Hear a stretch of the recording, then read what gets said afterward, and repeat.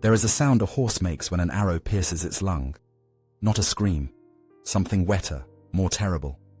A whistling gurgle as air escapes through torn flesh, blood frothing pink at the nostrils. I heard that sound 1,000 times on the Lechfeld, beneath a sky black with Magyar arrows. The summer grass churned to red mud beneath hooves and dying men. The horse was mine. The arrow had been meant for my throat, but my mount reared at the last instant, taking the shaft through its chest. I felt the animal shudder beneath me, felt its strength failing as we crashed into the mass of fleeing archers. My lance punched through leather and bone, the impact jarring my shoulder. The Magyar rider's eyes met mine for one frozen instant, dark eyes wide with the knowledge of death, before he slid from his pony and disappeared beneath the churning chaos.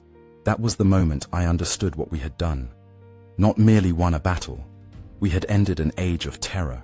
They say God chooses his champions. I believed that once, believed it absolutely. Now, 30 years later, with winter settling into my bones and the memories sharper than they have any right to be, I wonder if God chose us, or if we simply refused to die. I was there when we broke the Magyar horde at Lechfeld. I stood in the shield wall when Conrad the Red fell with an arrow in his throat.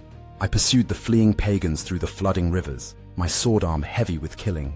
My name is Dietrich of Saxony, and I served King Otto the Great as a heavy cavalryman in his royal legion. I was 23 years old, convinced of my own immortality, certain that our heavy lances and Saxon discipline would prevail against any foe. I was right about the lances, wrong about the immortality. The man I was died on that field, though my body kept breathing, kept fighting, kept killing long after my soul had seen too much. To understand how we came to that terrible day in August of the year of our Lord 955, I must go back to the spring, when the Magyar envoys came to Magdeburg while Otto held court in Saxony. I was on guard duty that day, standing in the great hall with my spear grounded, trying not to fidget in the stifling heat. The Magyars entered like wolves entering a sheepfold, confident, contemptuous, scanning the room with eyes that missed nothing. They wore silk and furs, their faces scarred and weathered, their hands never far from their curved sabers. Their leader spoke broken German, demanding tribute, threatening devastation if Otto refused. I watched our king's face as he listened. Otto was 43 then, broad-shouldered and thick-necked, his beard already shot through with silver. He had the look of his father Henry the Fowler, practical, calculating, patient. He did not rage or bluster, he simply listened, nodding occasionally, his fingers drumming on the arm of his throne. When the Magyar finished his speech, Otto smiled. It was not a pleasant smile. "Tell your masters," he said in a voice that carried to every corner of the hall, "that I will send them tribute soon. Steel tribute. The kind that comes on the point of a lance." The envoy's eyes narrowed. He said something in his own tongue, sharp and mocking. Then he and his companions withdrew, their boots echoing on the stone floor. The moment they were gone, Otto turned to his counselors. "They came to spy," he said flatly. "They wanted to see our strength, count our warriors, gauge our resolve. They will attack before summer's end. Send word to the dukes. Every man who can hold a lance. We gather at the Danube by the 1st of August. I felt a thrill run through me then. Excitement, not fear. I was young and stupid, and had never seen real war. I had trained with lance and sword since boyhood, had ridden in tournaments and mock battles, had listened to the old warriors' tales of my grandfather's generation. I wanted glory. I wanted to prove myself. I wanted what every young fool wants, to be tested, to be found worthy, to earn a name that would outlast my bones. The Magyars had been raiding our lands for as long as I could remember. They came from the east like a plague, year after year, their swift ponies carrying them deep into Bavaria, Swabia, even Saxony. They struck without warning, burning, looting, capturing slaves to sell in distant markets. Their composite bows could kill at 200 paces. Their horse archers could shoot backward while riding at full gallop, could loose 20 arrows in the time it took a German knight to draw his sword. They wore light armor, relied on speed and mobility, refused to stand and fight when confronted. They were ghosts, demons, the scourge of Christendom. Our heavy cavalry was useless against them in open country. By the time we could mount and pursue, they were gone, vanished into the forests and hills with their plunder. Towns built walls, monasteries hired mercenaries. Whole regions were abandoned, too dangerous to farm. People whispered that it was God's punishment for our sins, that the end times were upon us. But Otto had learned from his father. Henry the Fowler had built fortified towns, trained heavy cavalry, created a network of strongholds that could withstand Magyar raids. Otto had continued that work, expanding it, perfecting it. He had also survived a civil war, his own son and dukes rebelling against him just 2 years before Lechfeld. He had crushed that rebellion with characteristic thoroughness, but it had weakened him, divided the realm. The Magyars knew this. They sensed opportunity. That spring and summer of 955, they gathered the largest army anyone had seen in a generation. Tens of thousands of horse archers, with chieftains Bulchu, Lel, and Sur commanding. They crossed the eastern frontier in late June, a vast horde that darkened the horizon like locusts. They ravaged the lands from the Danube to the Black Forest, burning everything in their path. The reports that reached us in Saxony were apocalyptic.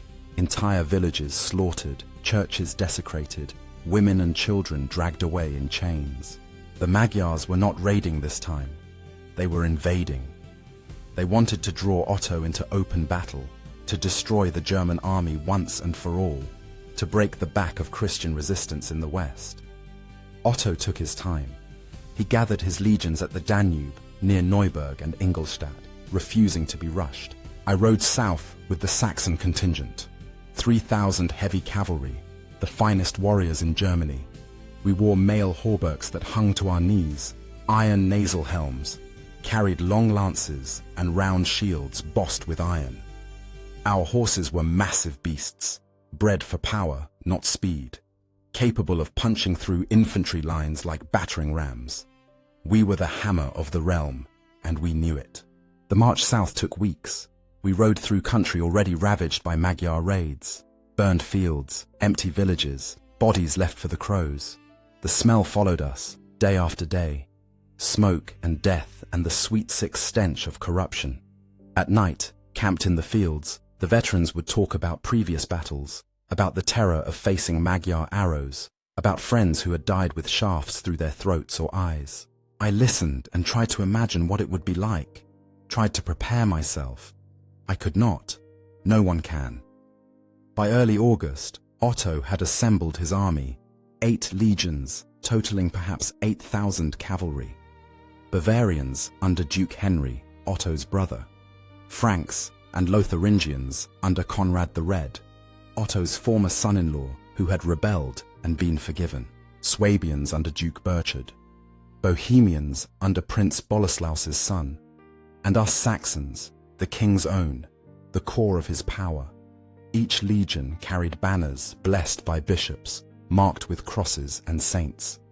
The priest told us we fought for Christ, for civilization, for the very survival of Christendom.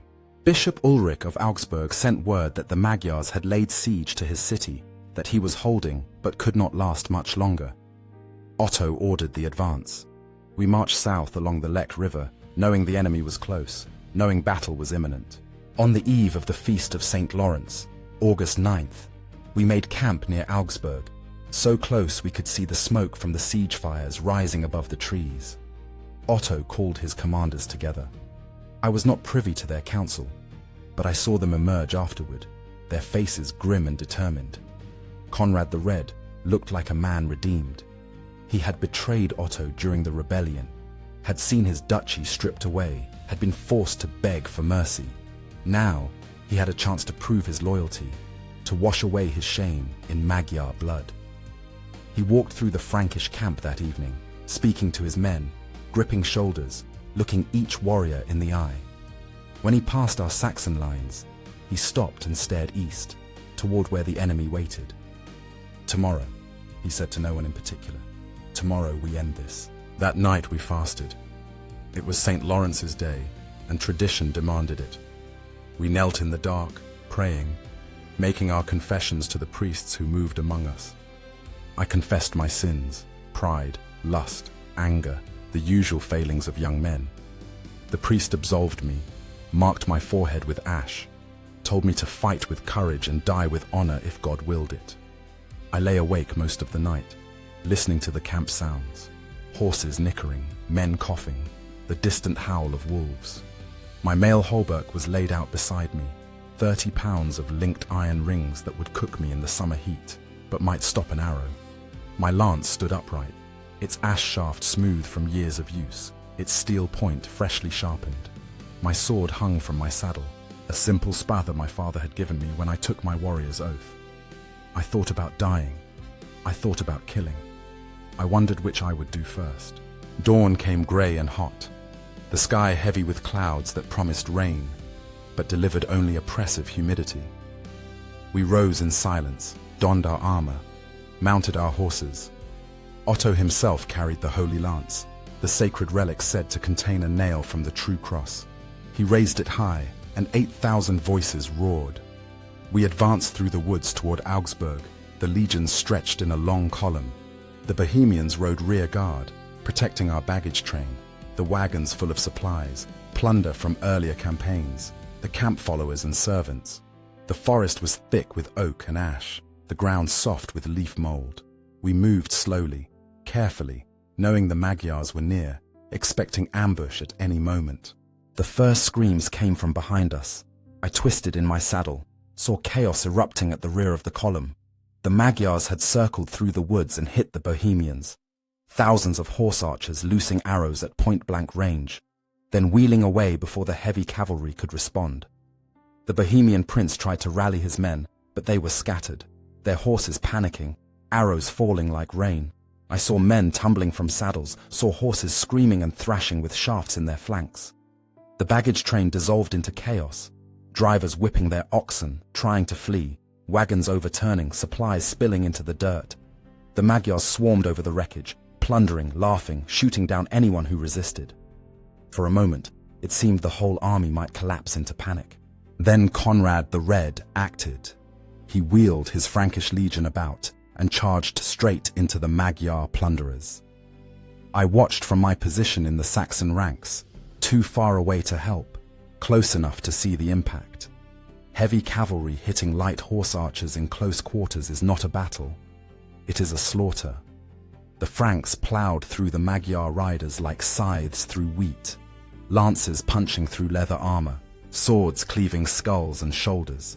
The Magyars tried to scatter, but they were hemmed in by the woods and their own greed. Too many had dismounted to loot, and they could not remount fast enough. Conrad himself was magnificent.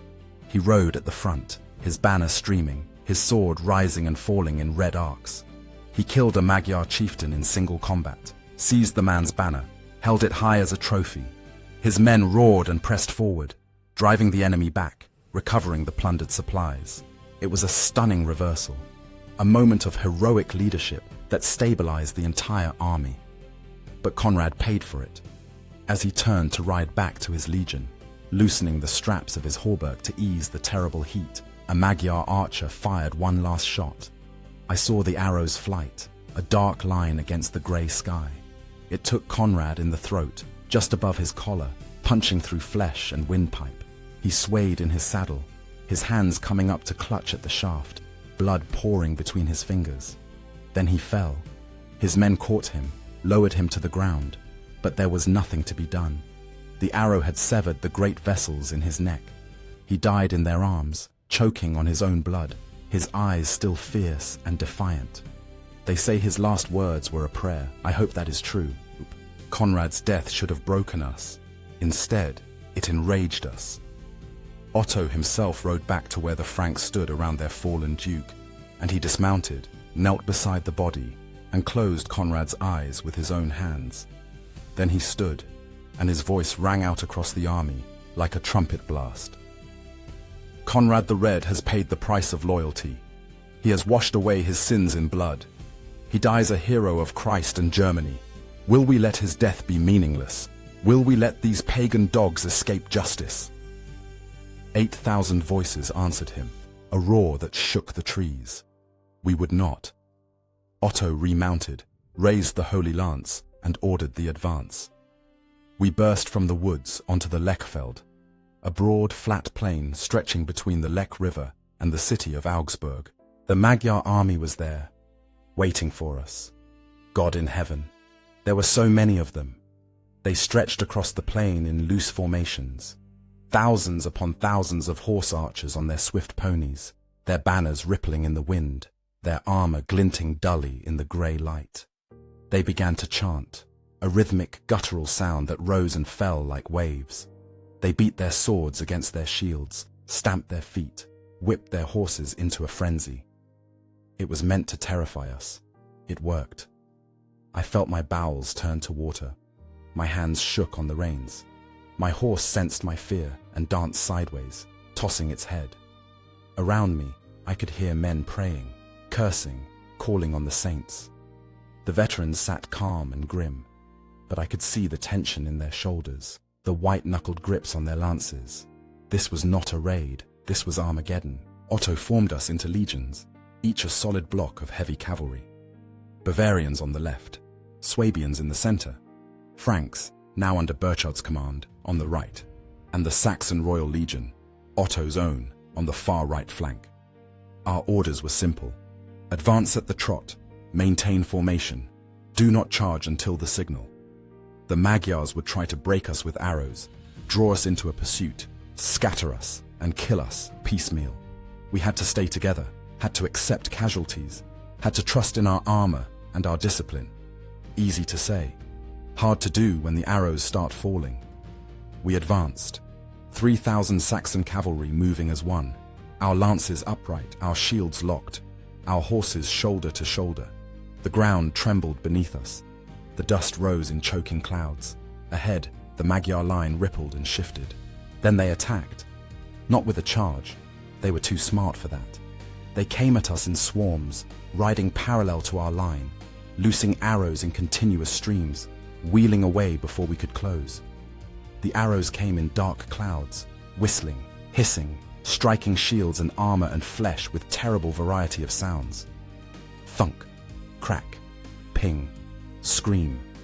A shaft glanced off my helm, leaving my ears ringing. Another punched through my shield and stuck there, quivering. I heard the man beside me grunt as an arrow found the gap between his hauberk and his greave, piercing his thigh. He stayed in the saddle, cursing, snapping the shaft and riding on. Others were not so lucky. Horses went down, throwing their riders. Men took arrows in the face, the throat, the armpit, anywhere the mail did not protect. The Magyar archers were supernaturally skilled. They could hit a target at 200 paces, could shoot 20 times a minute, could aim for the gaps in armor with precision that seemed almost demonic. We could not respond. We had no archers in our ranks, only heavy cavalry, built for the charge, useless at range. All we could do was endure, keep formation, advance into the storm of arrows, and pray that our armor held. It was the longest hour of my life. Otto held us back, refused to give the order to charge, let the Magyars exhaust their arrows and grow confident. I watched the king from my position in the ranks. He sat his horse like a statue, the holy lance upright, his face expressionless. Arrows whickered past him. Men died around him. He did not flinch. Finally, when the Magyar swarms began to circle closer, when their discipline started to fray with overconfidence, Otto raised the holy lance and roared the order.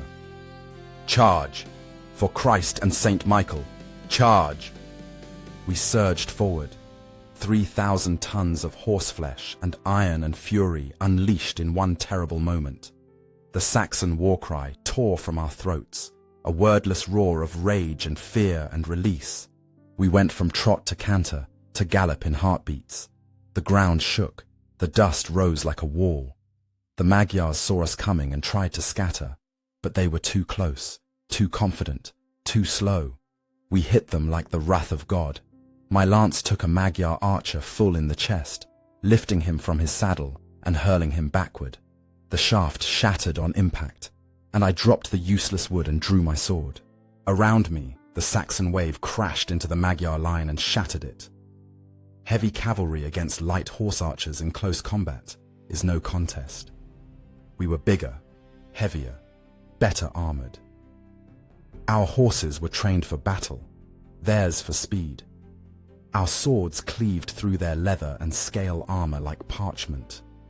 They tried to flee, but we were among them now, killing with methodical efficiency. I swung my sword in great horizontal arcs, feeling the impact judder up my arm as steel met flesh and bone. I killed a man who looked younger than me, his face smooth and terrified. I killed an older warrior who snarled curses and died with his saber tangled in my stirrup. I killed and killed and killed until my arm was numb and my sword edge notched and my horse was slick with blood that was not its own. The Magyars broke, not slowly, not gradually, all at once, like a dam bursting. One moment they were fighting, the next they were fleeing, streaming back toward the Lech River in a disorganized rout. We pursued, screaming, drunk on violence and terror, and the sheer, overwhelming relief of being alive. Otto's voice cut through the chaos, ordering us to halt, to reform, to not scatter in pursuit.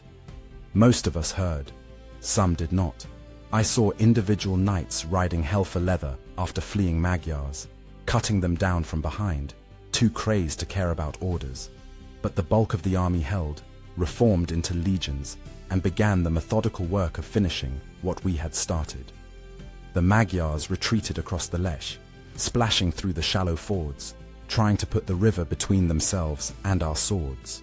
Many drowned, dragged under by the current, or trampled by their own comrades. Others made it across and kept running, heading east, desperate to reach safety. Otto did not pursue immediately. Instead, he rode back to Augsburg, where Bishop Ulrich was still holding the city against the Magyar siege forces. The sight that greeted us was carnage. The Magyars besieging Augsburg had heard the battle, had tried to storm the city one last time before fleeing. Ulrich himself had ridden out to meet them, an unarmed bishop on a warhorse, holding only a crucifix, leading his garrison in a desperate sally. He had killed a Magyar chieftain at the east gate, personally, clubbing the man from his horse with the base of the cross. His men had followed him into the enemy ranks, fighting with the fury of men defending their homes. By the time we arrived, the siege was broken, the Magyar forces scattered or dead. Ulrich stood in the gate, his white robes splattered with blood, his face serene. Otto dismounted and knelt before him, and the old bishop blessed the king and the army. "God has given you victory," Ulrich said in his thin, clear voice. "Now show his mercy to the defeated, and his justice to the wicked." Otto took that advice selectively. He ordered mercy for any Magyar who surrendered, promising them their lives if they laid down their weapons. A few did, men too wounded to flee, too exhausted to care. They were disarmed, bound, sent to the rear. But for those who continued to flee, Otto ordered no quarter. We camped that night outside Augsburg, and the rain began. Not a gentle summer shower, a deluge, as if the sky itself was weeping for the dead. The Lech River swelled and flooded, its fords becoming impassable, its current a roaring torrent. The Magyars fleeing east were trapped. They could not cross the river. They could not go back. Our army blocked the west. They were caught in a shrinking pocket, hunted by German knights and the local levies who emerged from the fortified towns Otto's father had built. What followed was not a battle. It was an extermination. For 2 days, August 11th and 12th, we rode through the rain and the mud, hunting down the remnants of the Magyar horde. We found them huddled in groves, hiding in ditches, trying to swim the flooded river. We killed them all. I remember one group, a dozen men clustered around a small fire, trying to dry their bowstrings, too exhausted to run. We surrounded them, and they knelt, hands raised, begging for mercy in their guttural tongue. An old Saxon knight rode forward, looked at them for a long moment, then shook his head. "No," he said simply. We cut them down where they knelt. I tell you this not to excuse it, but to make you understand. We were not men anymore. We were instruments of vengeance, drunk on blood and rain and the terrible knowledge that we had survived when so many had not. The Magyars had raided our lands for decades, had burned our villages, enslaved our children, desecrated our churches. Now they were helpless, and we repaid them 100-fold. God forgive us. I do not think he has. By the evening of the 12th, the rain had stopped and the killing was done. The Magyar army was annihilated, perhaps 8,000 dead, drowned, or captured out of 10,000 who had invaded. Their chieftains, Bulchu, Lel, Sur, were taken alive, dragged in chains to Regensburg. I was there when they were hanged. The city square was packed with people, nobles, peasants, clergy. Everyone wanted to see the end of the Magyar terror. The 3 chieftains were brought out, still in their armor, their faces bruised and swollen from beatings. Bulchu had been baptized before his execution, had converted to Christianity in a last desperate bid for mercy. It did not save him. The hangman put the noose around his neck, and he was hauled up, kicking, choking, his face turning purple. It took a long time for him to die. The crowd cheered. Lel and Sur followed, and the cheering grew louder. I watched and felt nothing. No triumph, no satisfaction, just a vast, hollow exhaustion. It was over. The Magyar raids would never trouble Germany again. Otto had saved Christendom, and I had seen what salvation looked like. In the years after Lechfeld, Otto became emperor. Pope John XII crowned him in Rome in 962, making him the first Holy Roman Emperor, the successor to Charlemagne. The victory at Lechfeld was the foundation of that crown, proof that Otto was God's chosen champion, the defender of the faith, the strong right arm of Christ. History remembers him as Otto the Great, and it is not wrong to do so. He was great. He saved us. But greatness has a price, and we paid it on the Lechfeld. I returned to Saxony that autumn, still wearing the same mail I had worn in battle, still carrying the same notched sword. My family welcomed me as a hero. My father embraced me, tears in his eyes, thanking God for my safe return. My mother kissed my forehead and said she had prayed for me every day. My younger brother looked at me with awe and envy, begging for stories of the battle. I could not tell him, not then, not for years. What could I say? That I had killed men who were trying to flee? That I had cut down unarmed prisoners because an old knight told me to? That I had stood in Regensburg and cheered while 3 men strangled to death on the gallows? How do you explain that to a boy who still believes in heroes? So I said nothing. I took up my old life, training with the feared, managing my father's lands, attending court when Otto summoned his vassals. I married, had children, grew older.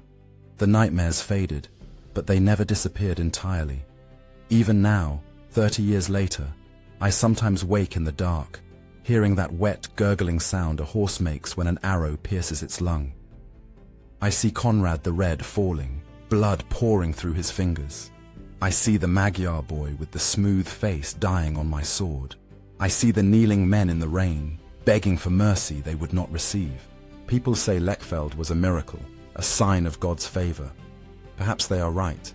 We were outnumbered, facing the finest horse archers in the world, and we won decisively. Conrad's charge at the perfect moment.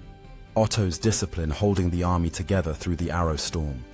The rain coming exactly when it did, flooding the river, trapping the Magyars. Any one of those things going differently, and we would have been slaughtered. So yes, perhaps it was a miracle, but miracles are not clean. They are not glorious. They are written in blood and screaming and the stink of death baking in summer heat. The Magyars never raided west again. That much is true and inarguable. The great horde was destroyed so thoroughly that the Magyar tribes sued for peace, converted to Christianity, settled in Pannonia, and became, if not friends, then at least neighbors who kept their swords sheathed. The fortified towns Henry the Fowler built and Otto expanded became centers of trade instead of refugees from terror. Bavaria, Swabia, Franconia, all the lands that had suffered under Magyar raids for 2 generations, knew peace. Children grew up who had never seen a pagan arrow, never hidden in cellars while horsemen burned their villages. That is Otto's legacy. That is what we bought with our blood on the Lechfeld. I do not know if it was worth it. I am not wise enough to judge. I only know what I saw, what I did, what I became. There are thousands like me, scattered across Germany, aging and dying, and taking their stories to the grave. We are the foundation of Otto's glory, the blood price of his crown. We do not ask for monuments or songs. We only ask to be remembered, if at all, as men who stood when standing was hard, who fought when fleeing was easier, who bore the unbearable because someone had to. Burchard of Swabia survived the battle and ruled his duchy until 973. He was a good lord from all accounts, just, pious, careful with his people's lives. I met him once at court, years after Lechfeld, and he looked at me with eyes that had seen the same things I had seen. We did not speak of it. We did not need to. Henry of Bavaria, Otto's brother, died within months of the battle. Some say from illness. There was plague that year. Others whisper that he died of grief over the things he had ordered done during the pursuit. I do not know. I know only that he captured the Magyar leaders and sent them to their deaths, and that he did not live to see his brother crowned emperor. Bishop Ulrich lived until 973, dying at the age of 80. He was made a saint, the first saint canonized by a pope in proper ceremony. He deserved it. He held Augsburg when any other man would have fled. He rode unarmed into battle and killed with nothing but faith and a wooden cross. He showed us what courage looked like, what holiness looked like. I wish I could say his example made us better men. Perhaps it did for some. For me, it only highlighted how far short I fell. Otto himself died in 973, the same year as Ulrich and Burchard. He was 61, having ruled for 37 years. He died in his bed, surrounded by his family, at peace. He had conquered Italy, defeated the Magyars, crushed internal rebellions, been crowned emperor by the Pope. By any measure, he was the greatest king Germany had ever known.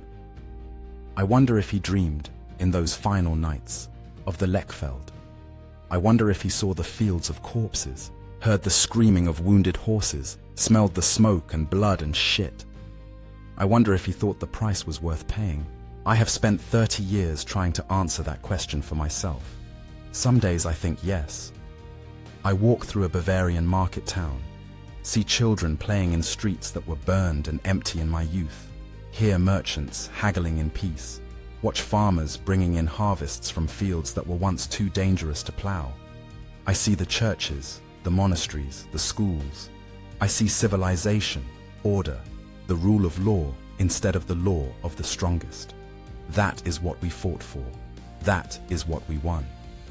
Other days, I think no. I remember the kneeling men in the rain. I remember the cheering in Regensburg as 3 men died choking on ropes. I remember becoming something less than human, something that could kill without thought or mercy. I remember enjoying it, in the moment, and I am ashamed. The truth, I think, is that both answers are correct. We did a necessary thing, and it destroyed part of us in the doing. We saved Christendom, and we damned ourselves. These things can both be true. History will remember Lechfeld as a great victory, and it was. But I was there. I know what victory costs. I have told my children some of this, though not all. My sons are warriors now, serving in the Emperor's army. My daughters married well. My grandchildren know me as old Dietrich, who fought at Lechfeld, who served Otto the Great, who helped save Germany from the pagan hordes. They know the glorious parts. I do not burden them with the rest. Let them have their heroes. God knows they need them. But sometimes, when my grandsons beg for stories of battle, I tell them true things. I tell them that war is not glorious. I tell them that killing a man, even an enemy, even a pagan who would kill you without hesitation, that it changes you. I tell them that the hardest part is not the fighting, but the living afterward, when you have to look in the mirror and recognize what you have become. They do not understand. They are young. They think I am being modest, or pious, or perhaps a bit senile. They still want the glory, the adventure, the chance to prove themselves. I was the same at their age. I wonder what they will think if they survive their first real battle. I wonder what they will see when they close their eyes at night. The Magyar Threat ended at Lechfeld, and a new age began. Otto's empire, the Holy Roman Empire, would last 1,000 years in one form or another. Trade routes opened. Learning flourished. The church grew stronger. The darkness that had threatened to swallow Christendom was pushed back, at least for a time. I am told these are great things, worth celebrating. I believe that. I do. But I also believe in ghosts. Not the supernatural kind. I have never seen a spectre or heard a phantom's wail. I believe in the ghosts that live in memory, that walk through your thoughts in quiet moments, that whisper reminders of what you did and who you were and what you can never undo. Those ghosts are more real than any spirit. They are made of blood and screaming and the wet sound of steel in flesh. They cannot be exorcised by priests or banished by prayer. They are part of you, woven into the fabric of your soul. The Magyar boy with the smooth face, the kneeling men in the rain, Conrad the Red, dying with his throat full of blood, Bulkshu swinging from the gallows. These are my ghosts. I have carried them for 30 years. I will carry them to my grave. And yet, I would do it again. If I could go back, knowing everything I know now, knowing what it would cost, knowing what I would become, I would still ride to the Lechfeld. I would still take up my lance and sword. I would still kill and kill and kill until the enemy was broken, because the alternative was worse. The alternative was submission, slavery, the end of everything we believed in. The Magyars were not coming to conquer and rule. They were coming to destroy, to burn our cities, enslave our people, erase our civilization. They had done it before, to the Avars, to the Bulgars, to a dozen other peoples who no longer exist. We stopped them. We paid a terrible price, but we stopped them. That has to mean something. It has to. I am old now. My hair is white. My hands shake.